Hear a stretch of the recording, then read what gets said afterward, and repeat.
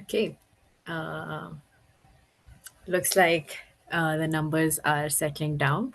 So, hi everyone. Happy Tuesday and welcome to our PaleoPERCS fifth anniversary seminar. Woo! So, today we are joined by almost all of our past members and a few of the current steering committee members. And our seminar today is titled 5 Years of Paleo Perks, a global weekly seminar series on anything paleo for early career researchers and by early career researchers. So, for those of you who are new or are joining after a long time, this will be the general format of today's seminar. We'll have welcome and announcements, which is ongoing. And then because this is not our usual seminar, we have a little bit of Paleo Perks history and stats. Then we have a panel discussion between all the past members, and then we will open the floor for the regular moderated Q&A from the audience. So please do not forget to send your questions at to the questions at PaleoPerks host, who today is Nina. Uh, and then we will have an informal tea time after the question answers. A bit of housekeeping before we move forward. Paleo Perks values the participation of all folks interested in the paleo sciences. Please remember to abide by our code of conduct during today's seminar. You shouldn't be able to unmute yourself during the talk, but in case you do, please mute yourself out of respect to our speakers. You can ask questions by chatting to the questions at Paleo Perks host, or by using the raise hand function. If you face any technical issues during the seminar, please do not hesitate to reach out to the questions at PaleoPerks host. We have closed captions built into Zoom. Use the CC button to show or hide them. We run on community nominations of outstanding ECRs. So please take some time to nominate ECR that you know doing cool paleo stuff. We also collect anonymous weekly feedback to understand the demographics and audience interest. So a link to that feedback form will also be dropped into the chat window. Um, and now, moving on, let me introduce you to all the PaleoPerks past members. We have Catherine Davis, and Catherine Davis is currently an assistant professor at North Carolina State University at USA. During She was one of the founding members, and we founded Perks around spring 2020. And she started in Perks as a postdoc at Yale University, USA. Um, then we have, Andy Fraass, who is currently at assistant professor at the University of Victoria, School of Earth and Ocean Sciences in Canada. Uh, Andy was also one of the founding members, and stayed in Perks till summer of 2021. And Andy joined Perks as a vice chancellor fellow in the Earth Science Department of University of Bristol. Then we have Jana Burke, who is currently an assistant teaching professor at Michigan State University, USA. She joined Perks in the spring of 2021 and stayed on till December 2022. And she started in Perks as a postdoc at Michigan State University, USA. Uh, then we have Natasha Sekhon, who was unable to join us today, but she is currently assistant professor at Occidental College, USA. She joined Perks in December of 2021, and she started as a WASP postdoctoral and presidential diversity fellow at Brown University. Then we have Pedro Godoy, who is currently an assistant professor at the University of Sao Paulo, Brazil. And Pedro joined PERCS in December 2020 and stayed on till August 2024. He joined as a postdoc in USA, and during his PERCS tenure, he completed two other postdocs in Brazil. Then we have Elizabeth Sibert, who is currently affiliated as a tenure track assistant scientist at Woods Hole Oceanographic Institution at USA. She is also one of our founding members, and she stayed in PERCS till September of 2024.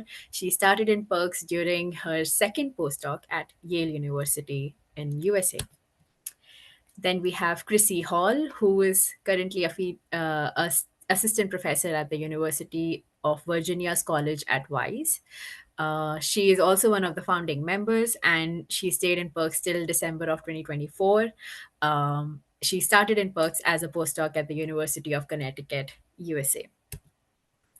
And finally, we have Rehemat Bhatia, who is also one of our founding members, and currently she is exploring research as adjacent roles. And this is the current steering committee members. We have Isaiah Smith, Neha Sharma, Tina Weichin, who is also a co-host for today's talk, and then Gwyneth Chilcote and Mohammed Salman. With that, let's go over into some of PERCS history and statistics. Yeah, thank you, Hannah. We'll take over for this bit. So first, welcome all the audience members who have joined us, and also, of course, all the committee members. So yeah, first, before we start the panel discussion, we thought we'd start a little bit with an overview of PERCS history in numbers. So how many seminars have we had? Where are the speakers from and stuff like that. But I thought I would start with a little overview snippet of what PERCS is, or what we try to be. So PERCS is a virtual seminar series designed to showcase the research of early career researchers in paleo sciences such as paleontology, paleoecology, paleoceanography, paleoclimate, etc. And this is intended as a venue to share research and strengthen our global community. And very important, all paleo researchers and fans are enthusiastically welcome. So now let's see how we did the past 5 years. So first, a few stats from how many talks we had. So it's kind of impressive to me. We had more than 180 talks. 181 of those were normal seminars, so where people present their work. Then we had 10 paleo pathways talks where people present their work outside of the traditional academic pathway. This has been very popular, and audience members have also been asking for more of this, so you can expect a bit more paleo pathways talks in the future. Then we also have had 3 Joyous Resolution shipboard talks. Very interesting. Unfortunately, there won't be any Joyous Resolution talks anymore, but I hope that in the future we might have a different type of shipboard talk at PERCS. Then we also had 4 accessible fieldwork talks. Those were in the beginning of PERCS. Then we had 1 grad school fireside chat also in the beginning of PERCS, and 1 science communication panel that was relatively recently. So where did all of our speakers come from? As we stated in the beginning, we try to be very inclusive, and we try to have speakers from all over the world. So here's kind of an overview of whether that was successful or not. So I've kind of divided it into the major regions of the world. But we'll see that we have speakers from everywhere except Antarctica, unfortunately. Would maybe be cool to have a permanent Antarctic researcher at some point. We have talks from many regions. We do see that the usual suspects, so North America and Europe, kind of dominate. So we try to work on that in the future. So again, if you know any speakers, especially if they are from these other regions, please nominate them to PERCS. So another way to look at this is looking at career stages. So here's an overview of what the career stages of the speakers at PERCS have been so far. So we can see that most of them, approximately half, were at the, let's say, kind of advanced but not permanent position stage, so postdoc or fellow, associate, however you want to call this in different institutes. Then around a quarter has been PhD students or very recent PhD graduates. And then the rest have been other. So we had a few master students, we had a few lecturers or teachers. We also had a few people from a bit of a higher level, so assistant professor or tenure track. And then others is mostly people that don't follow the traditional academic career path. So overall, this is fairly balanced towards the younger end and the early career research path. And then I want to have a look at the audience, so you. How many people have been attending PaleoPERCS? So this is from around starting of 21 to where we are now. So the first year it was not recorded, but we can kind of see that here we are still in the beginning at like the height of the pandemic. This was one of the main things how you could attend a seminar, because there were still no in-person seminars in many places. So we see that we kind of had higher attendance during this period. Then if we enter, so summer, late 21, we kind of return to the new normal, where even though we still have COVID, lots of institutes is open again, and then we see it kind of flatten. But what's kind of interesting is that it has stayed pretty constant so far. Of course, we have kind of fluctuations. That's always to be expected. You also see kind of the winter breaks quite clearly. But we have kind of a steady 15 to 25 average over the year. So that's pretty cool. So I also try to visualize this as an attendance per month to see whether there's any differences for that. So if we look at this from a Northern Hemisphere perspective, we kind of have a peak in January, which is funny. I guess everyone after the winter break or Christmas break, however you want to call this, kind of wants to join back in again. Then in near the middle/end of the summer semester, we have another peak. And then in October, when the semester starts to kick up again, at least again for Northern Hemisphere, we have a peak. And then we have a kind of a dip in summer where we are also not that active. And then December. So I thought it was kind of interesting that it's still pretty steady throughout the year.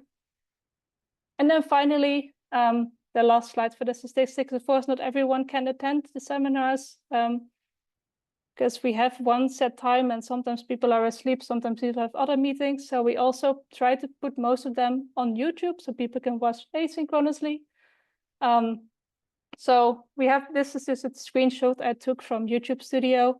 So we have almost 100 videos now. So that's all the people that have allowed us to host a talk indefinitely. Of course, that's not always possible because sometimes you have data that's not published yet, but we are very grateful that people can also watch these videos continuously. So yeah, that was kind of an overview of PERCS passed in these 5 years in numbers. I hope you found it interesting, and now we can open the floor to the panel discussion. Thank you, Nina, for going over the history and the statistics. So now it's time for getting our past members to start talking about how they did perks and what were their experiences. So our first question is, why and how did you create perks if you are a founding member? And so Elizabeth, I know you are one of the founding members, so why don't you start us off? um, Yeah, so first of all, I just want to say that it is so cool to see all of the stats that you pulled together. I haven't ever seen them visualized like that, and it was really, really neat to see.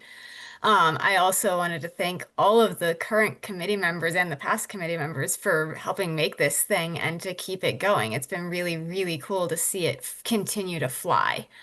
Um, but I think I'm was asked to answer this question first because Perks was it came out of a very frustrated conversation I had with some friends of mine who were in a physics department during the very beginning of COVID. And I was bemoaning the fact that there were no seminars going on. And my physics friends were like, "What do you mean there's no seminars? Our department kept our seminars. We just moved them online." And I was like, huh, that's interesting.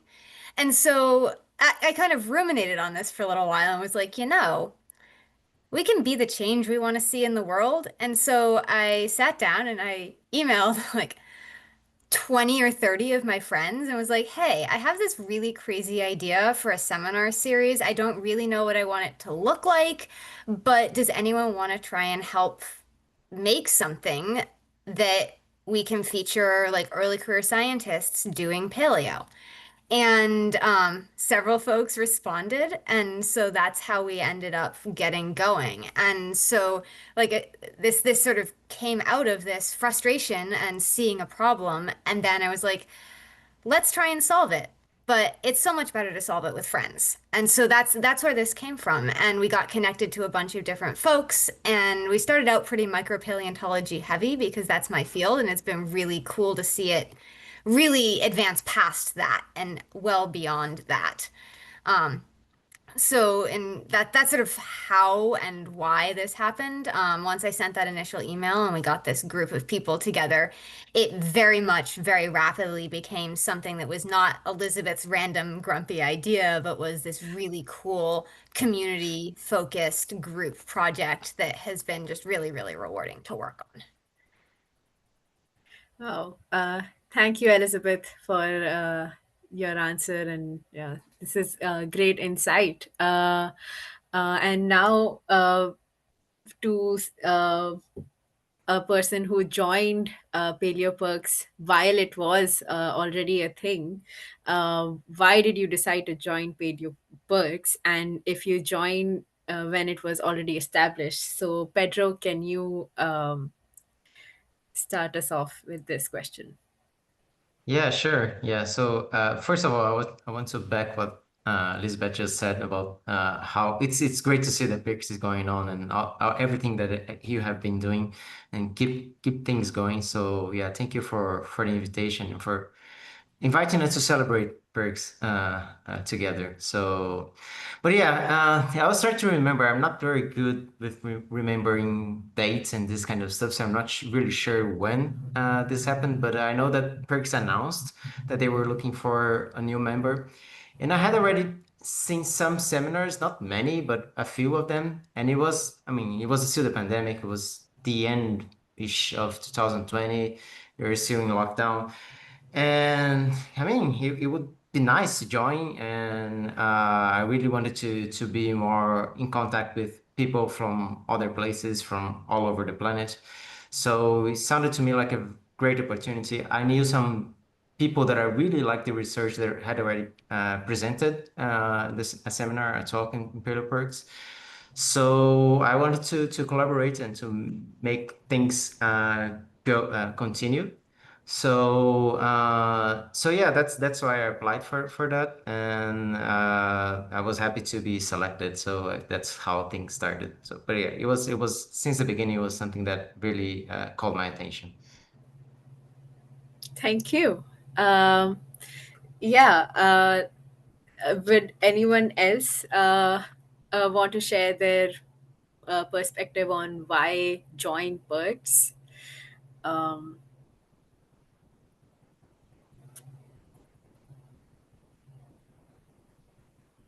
I think yes, Jana, Jana. yeah. Hi, I just wanted to add, in addition to the pandemic being really isolating for a lot of us, I think I was really stunned by how isolated I felt as a postdoc.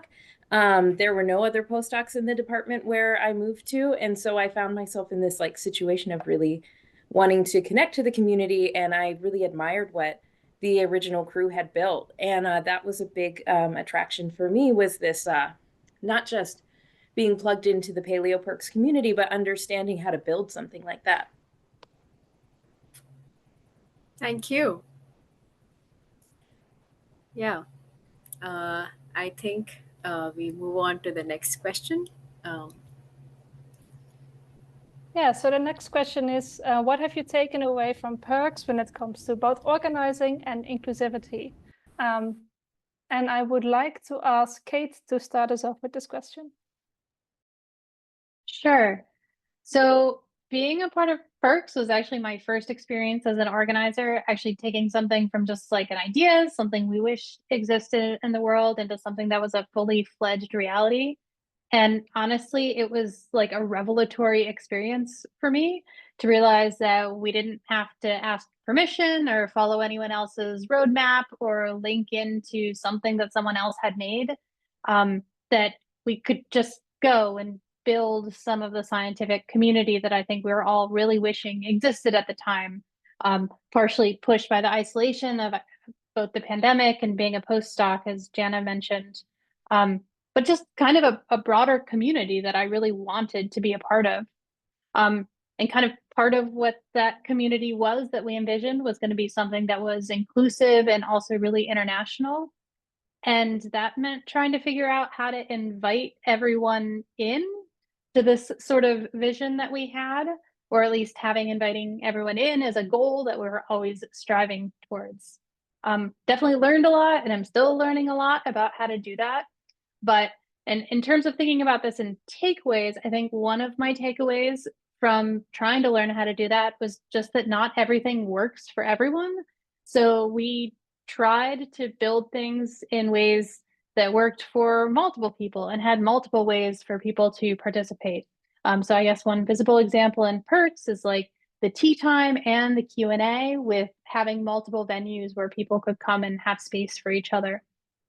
But I guess really the biggest takeaway, which is a little nebulous, but like I said, was really big for me, is that if you are trying to build something and you do it with care and thoughtfully, then just trying something is pretty much always better than not trying something.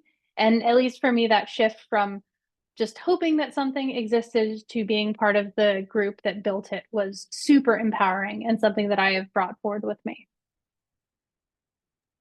Thank you so much. That's a great answer. Rehemat, do you have anything to add to that answer? Sure.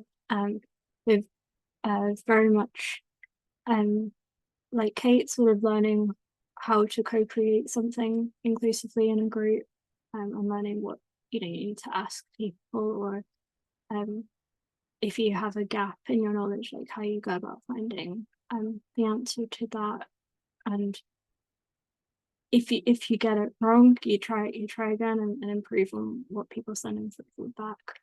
And then also transferring concepts I learned with PERCS into other events I was organizing the same year, and then in following years as well, because the 2020 was the first year I had organized a large-scale conference online with a society I was on committee with.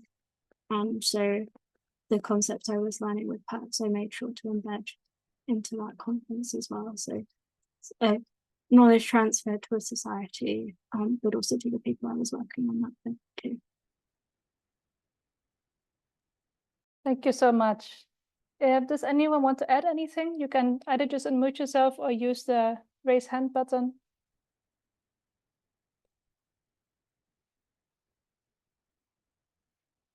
If not, then that was a great answer from you both, and we can move on to the next question.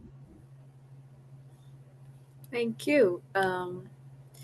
Yeah, and this, I would like Chrissy to start us off with this question. How do you go about finding paleoscientists all over the world? So, yeah, when I was at PERCS, my main job was the sort of scheduling, and so that included sort of keeping up all of our nominations and maintaining that spreadsheet and all of that.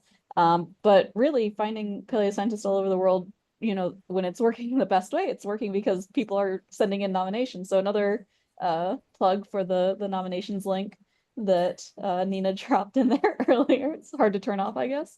But yeah, and so part of that was when we were designing, going back to the inclusivity, I think, you know, deciding to do the YouTube videos, for instance, so that we can reach people who aren't awake right now, and then hope that they also see the nominations link and help with that, especially early on, and even throughout.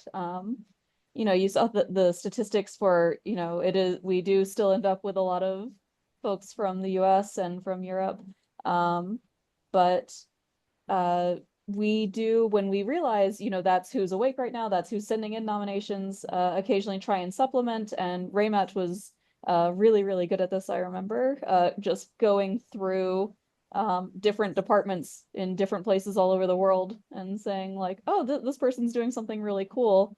And we haven't had someone from outside of the US, for instance, in a while. Maybe we should send an invite. But yeah, so it's a lot of work from a lot of people, including audience members. So yes, please keep sending nominations. It's yeah, how we find people. Thank you, Chrissy. This was a great answer. Pedro, do you have anything to add to this? Yeah, apart from just reinforcing that nominations are important, so that they're the main source, so keep doing it. Also, when social media used to work, sometimes you used to get some nice ideas from there as well. Some early career researchers that published a paper that sounded interesting, and also conferences when they started again, like when in-person conferences or even virtual online conferences restarted. We also had the opportunity to chat to people, to talk to them about PERCS, and also to ask if they knew someone to also nominate, and sometimes even to give a talk to PERCS as well. So it was always important to keep an eye for the geographic distribution, also the subjects that were going to be covered during the following weeks. And so it was important for us to, apart from the nominations, which were the main source of information, also have an idea of what could come next and have a backup list of people that, or institutions or something like this, or different subjects that could be interesting in the following weeks. Thank you. Does I think anyone want to Elizabeth. add? Yeah. Oh, Elizabeth, Hannah, go just for it. I want to say, I think you can't see the raised hands. Can you? I can, if I come to the Okay. screen. I know how hard it is to manage the screens while you're also doing things. I was just going to add that in one of the things that was really fun for me during this time was anytime I interacted with anybody scientifically, I was like, oh, are you in the career age bracket that might be interesting to give a PaleoPERCS talk? And where are you based and what are you doing? I feel like that was really it gave me another way to engage in conferences and things like that. One of the tricky things for us was figuring out career stages of people. And so I just want to make a plug for having personal websites. We spent a lot of time on different departmental websites, on different professor websites, just like reading the bios. Oh, you have a grad student, they're working on this. Have they had a paper or a conference abstract come out recently? But the other thing that we did a lot of was looking for papers that were place-based, that were coming out. And a lot of times the research that's going on is very collaborative, and there might be some fancy PI in a big fancy institute in Europe or the US who's the lead author on a paper, but there's a lot of folks who are on the ground doing real important foundational work for those kinds of studies who are based in those countries. And so we spent a lot of time looking at papers that were coming out that had co-authors and then reaching out to co-authors who have their own pieces of the story to tell, who are doing really, really excellent work, who might not have the sort of reach and notoriety of the fancy senior professor, but who have really excellent science to share. And so that was another way that we went about finding folks. If I can add to that, sorry, Yeah. before I go into the next question, especially to add on to that, especially if you're a PhD student, please make a ResearchGate or a LinkedIn or something, because a lot of times institutes, they list postdocs and they will list tenured staff, but they don't list PhD students. So if you're a PhD student and you don't have like a link on your institute's website, please make some kind of website. If you do have PhD students and then don't have a link on your website of your institutes, please maybe try to see if your institute can provide them some sort of page, because that was also pretty difficult to find, especially PhD students. And with that, we can go to the next slide. So kind of related, what challenges does the global nature of PERCS bring? So not just inviting speakers from all over the world, but also dealing with something that is supposedly accessible for people from different time zones. And I would like to ask Andy to give your opinion on this. Sure. So I kind of brought to mind two different things. One is really related to the last question.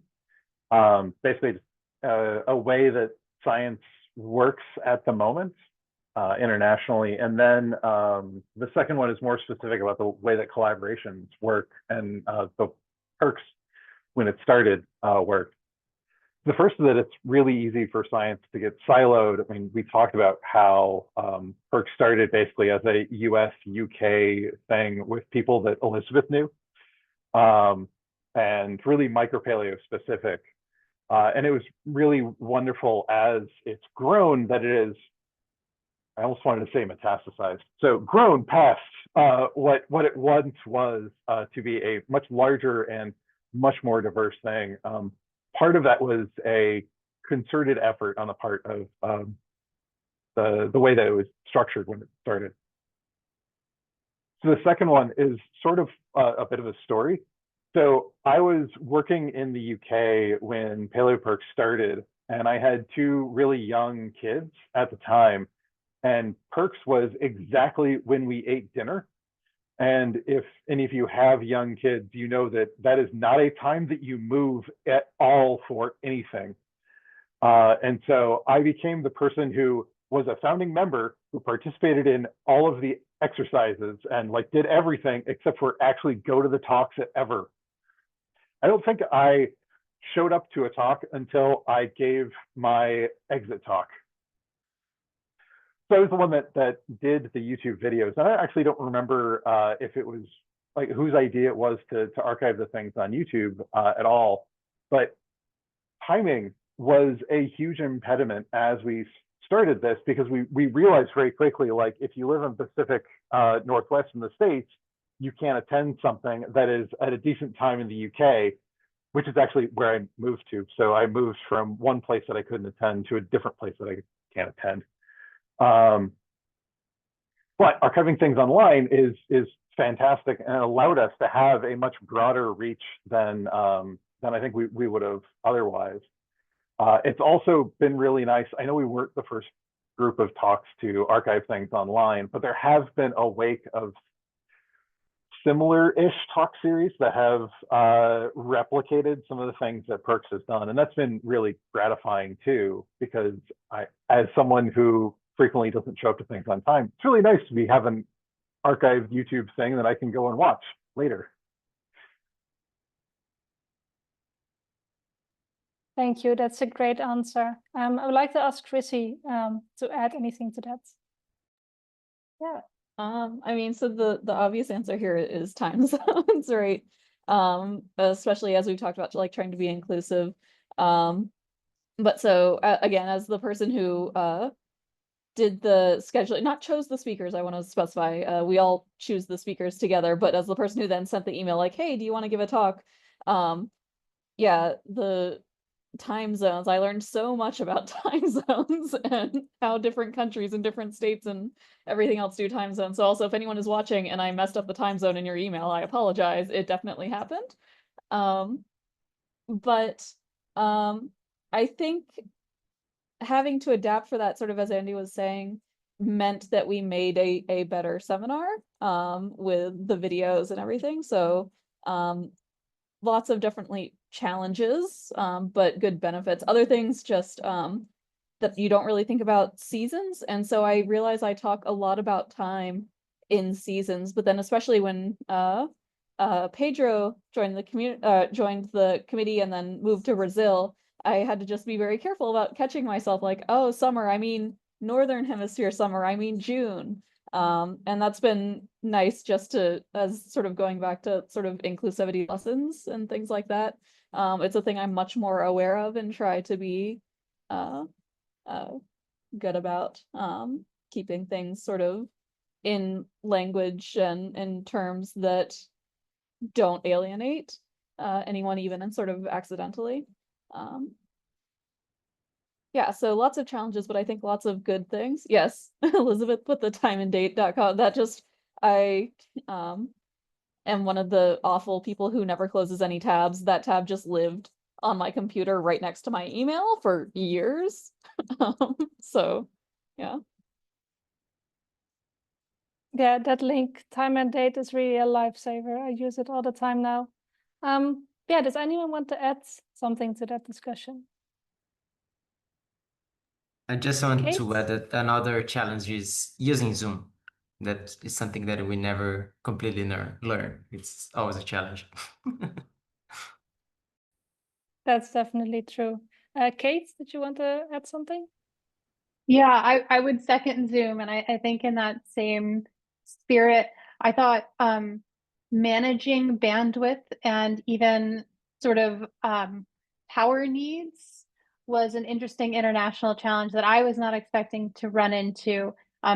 Just not everywhere in the world has the same internet bandwidth or the same consistent access of power that I have been privileged enough to grow up with.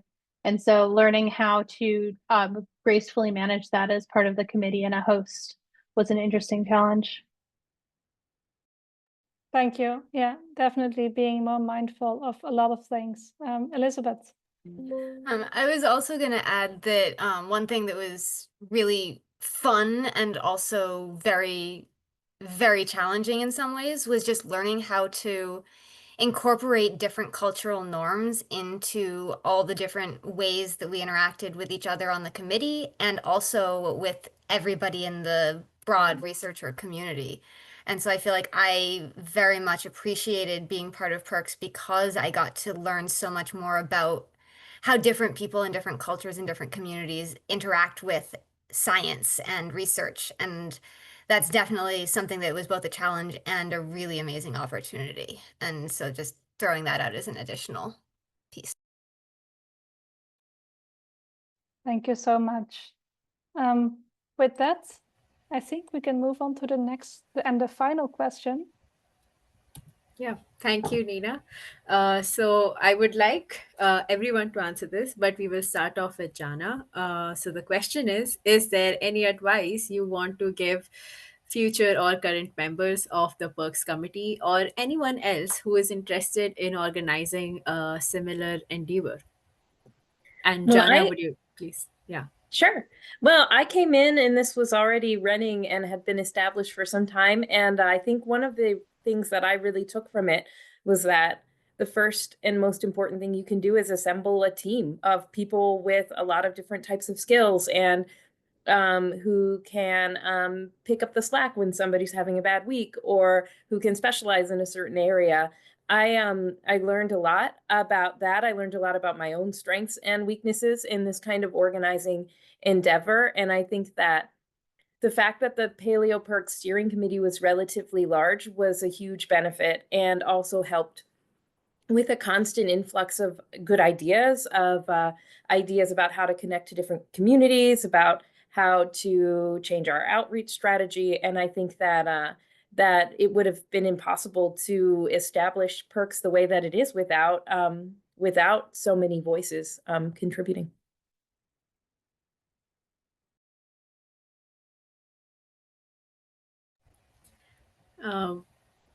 Andy, would you like to go next?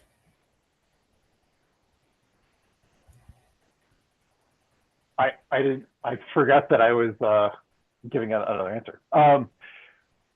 So I think I would go back to something that I was talking about, how I was unable to attend. So one of the nice things about the way that PERCS was working is that there was still space, even though I was unable to actually participate in the seminar itself, to make it possible for me to help to organize this. And it was a nice lesson for me, I think, in being aware of people's different limitations in different ways, and working within those limitations and allowing the ability to collaborate on a really large kind of way. Thank you. Uh, Rehemat, would you like to go next? Sure. So I think I would echo both Andy and Jana, is like having such a nice team to work with is like the best thing. One of the best things about PERCS. So if you're looking to organize something with a group, and even if you don't all know each other, that's okay. Like get time, like make time to learn about each other, and then how you will talk and like what your interests are. And remember to have fun. And make time to have that fun as well. It's important. And yeah, I guess just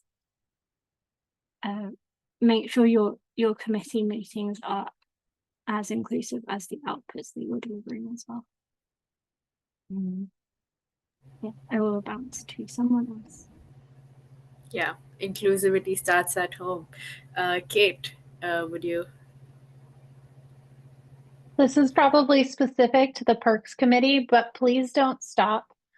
I love getting to attend these, and it is so invigorating and also actually important for my career to get to continue to see the really cool work that early career researchers are doing in paleo, and that I might not actually get to see in a lot of other venues right now. So thank you for doing this. Please keep going. More PERCS. Thank you. Pedro, would you like to say a few words? Yeah, sure. I think that one thing that is always important is to try to promote the seminar series for other people to increase the audience. And this is very tricky, very tricky. Of course, using social media and like other platforms like this is useful, but it's something that you build over time. So sometimes you can have like a bad season, a bad few weeks, and then this makes you rethink advertisement and think about other strategies. This can be important. Like as Andy was saying at the beginning, PERCS was only presented at Zoom. So when it changed to also including YouTube videos, it made things easier. Of course, it increased the audience overall, and other kinds of strategies to like reach out to more people, and actively doing this is pretty difficult, but it's something that is very important.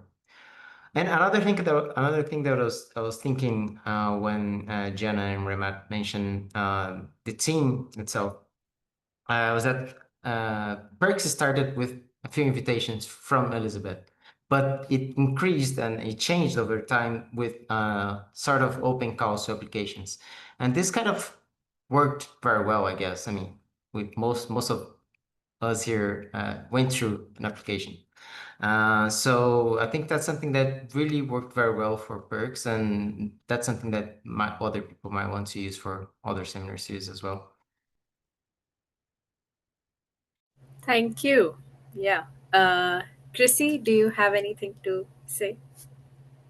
Yeah, sure. So sort of going off of what Pedro was just saying with the applications, a thing that I think was important about the applications and is you want, I think, a diversity of opinions and a diversity of thoughts and, perspectives. But it was important for us to have someone who, had, or people, right? We not just Pedro, but everyone else who's joined since then. It was important to us to find the new perspectives that could be brought to things, but with, a lot of the same values that we really wanted to emphasize, right? So it was important for us from the beginning to, try and be inclusive and, think about how we're inviting people and who we're inviting and that sort of thing. And so, yeah, a mix of you want different perspectives, but you should have, sort of core values, I think, in mind, to guide you in decision making. Yeah, that's very true. Elizabeth. Um, All right. So I want to echo a few things that people said, but one of the big things for me when we were working on this is I was constantly asking the question, who's not in the room? Who are we not hearing from what right now? And how can we find a way to invite them in and hear what they have to say? And that was true both for the committee who is, trying to find people and show the speakers, as well as the speakers, and that included people diversity, topic diversity, all of these kinds of things, but sort of keeping this question in mind of who is not in the room and how can we bring them into the room somehow, was sort of a founding principle of PaleoPERCS. And that has been a thread. And so just in general, I think advice for current, future members of PERCS, but also anytime you're organizing something, thinking about where the blind spots are, who's not in the room, is something that I really think is very important. I also want to echo that you can't do anything really well alone. And so having a great team and a team that's full of people who have voices that represent who weren't in the room before and finding ways to communicate effectively within that team, I think is really important. And it's way easier to communicate with people who are just like you, who have the same background as you, who come from the same places, who have the same knowledge. But it's so worth it to communicate and figure out how to build those bridges of communication with people who don't have precisely shared backgrounds. And so I just throw that out there.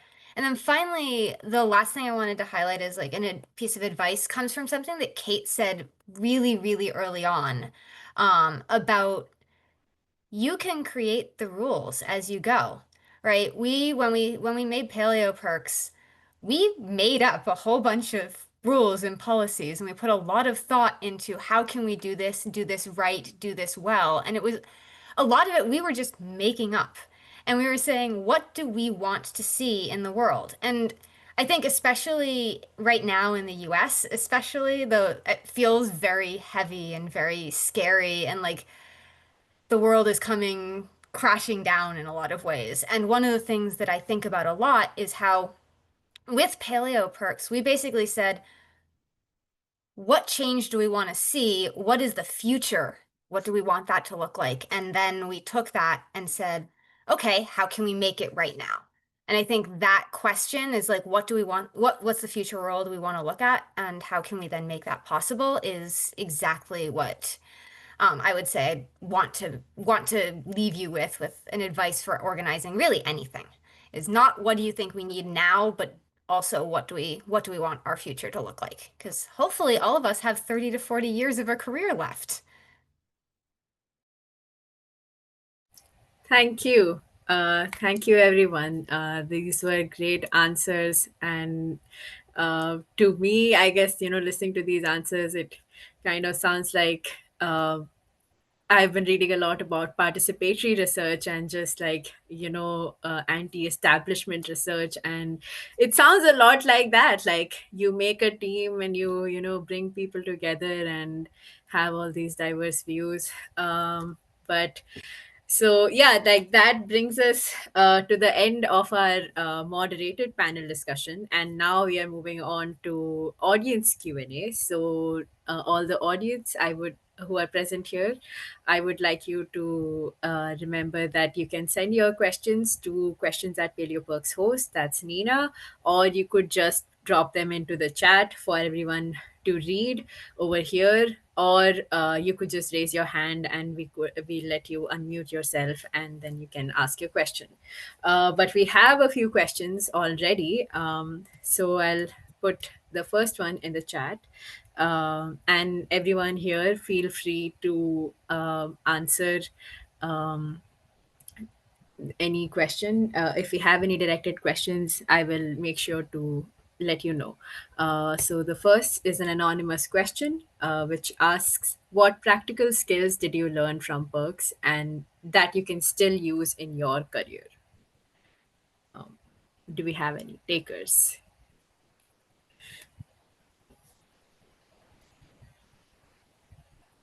I'll start this one.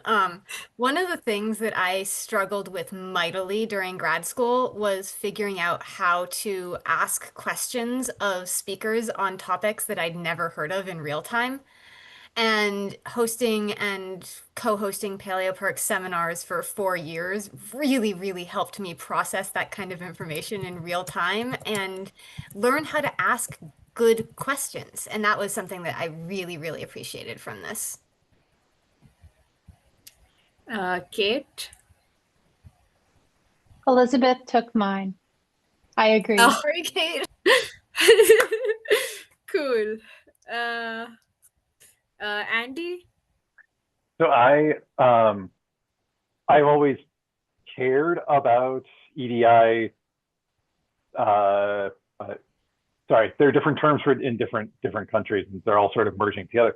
So one of the things that I was never very good at was articulating various EDI concerns and the language that goes around that. And being on the PERCS committee actually gave me a lot more utility and practice in discussing those kinds of concerns, especially as we were creating like, what are the rules that we want to use? And so in my faculty position, I've been on an EDI committee in the department, and I'm moving over to a faculty union equity committee. And it's really given me a lot of better strength in understanding how to talk about these issues in ways that are helpful. I mean, it didn't give me experience in how to combatively talk about these issues with people who disagree about those sorts of issues, but that's a completely different thing.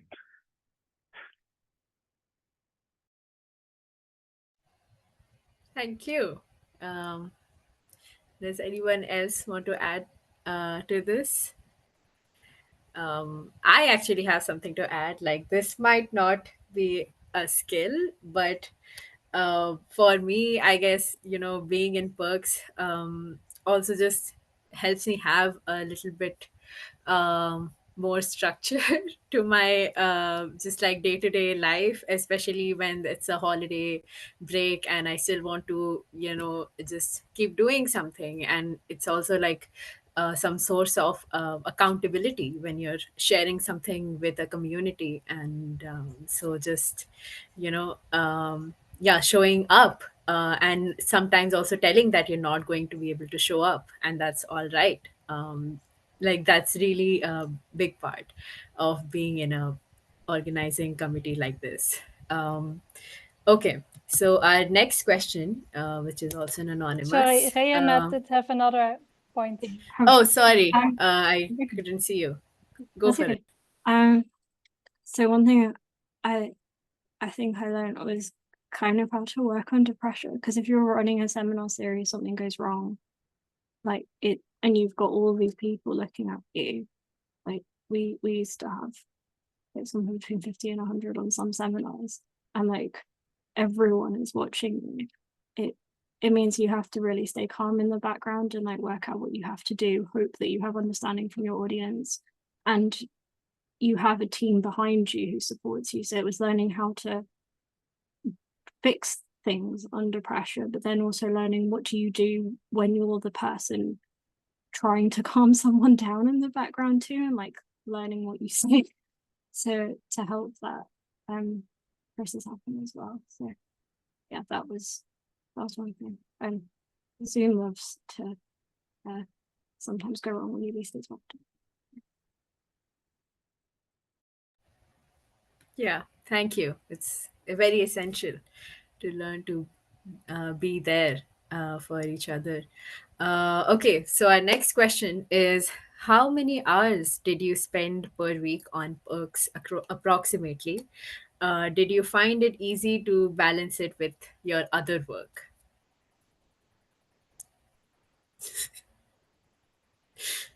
Who wants to go? Andy? It was horrible to balance it with existing work, but that's because I was in the depths of the pandemic and had we were in a one room, basically UK apartment with two kids, and I was at the kitchen table and they were like right in front of me the entire time. I remember spending quite a bit of time, but I really did most of my work time was working on perks and doing videos and that kind of stuff. Although that's because I had like scattered inability to pay attention to anything.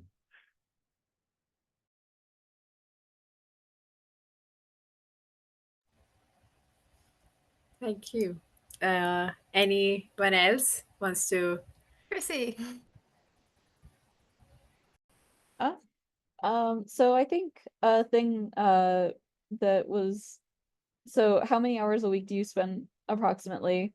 A few a week is probably a good estimate, but I think it's really important to emphasize that unless you can't, right? Because we had built this team that was so supportive. If there was something going on, you're like, sorry, I just can't this week, someone would pick up the slack for you the same way you pick up the slack for someone else who just can't that week. And I think that made it easier to balance with it. I mean, balancing work is always a thing. But having so many people that were willing to help out made a big difference. I wholeheartedly agree with that. I think in the beginning we were bye Pedro, it was so good to see you. Bye. Bye-bye. I'll just give like an hour's estimate over here. In the beginning, we were having an hour meeting for every single week of the committee. And then we had about 2 hours of seminar between the half hour before seminar, while we all frantically tried to figure out how we were going to make it work this week. Then there was the hour seminar and the half hour of tea time. So that was a good 2 hour chunk. So it was 3 hours of Zoom pretty much every week. But then there was also little bits of things outside. And so my outside task was to help put meeting agendas together, which took anywhere between 15 minutes and an hour, depending on how complex things were. And I was also running the email list at the time. And that was, again, sometimes that was a 10-minute task. Sometimes it was a like hour plus task. So I'd say on average, 3 to 5 hours a week. And it was something that I really appreciated doing. And so it was just something I was like, I'm going to do this. And it was very much balanceable until it wasn't. And that was a challenge.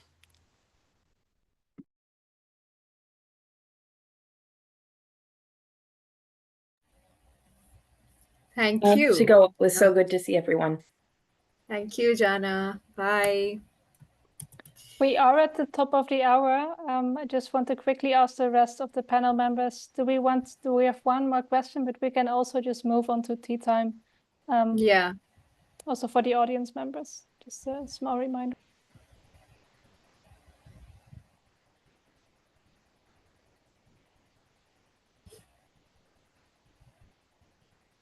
Okay. I guess we'll just do this last question and then we can move on to tea time.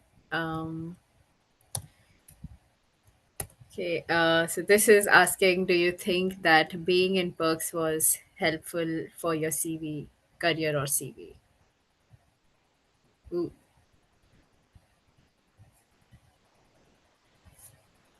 It definitely gave me things to talk about in interviews. So I changed roles a number of times through my PERCS tenure. But I think with some of the questions I was getting asked, there were examples that I gave that were PERCS orientated. So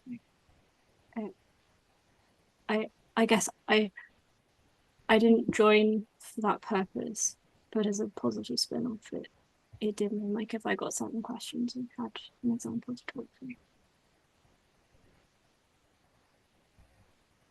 Thank you.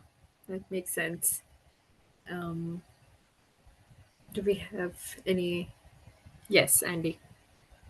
So I don't think so, but I think actually the evidence from the number of people who are now in like permanent positions kind of either makes the argument that the people involved in PERCS are really dedicated to what they do and will be the lucky ones that land positions. But I don't think I actually got any much questions when I was doing like faculty interviews about PERCS specifically. Kate, you have your hands.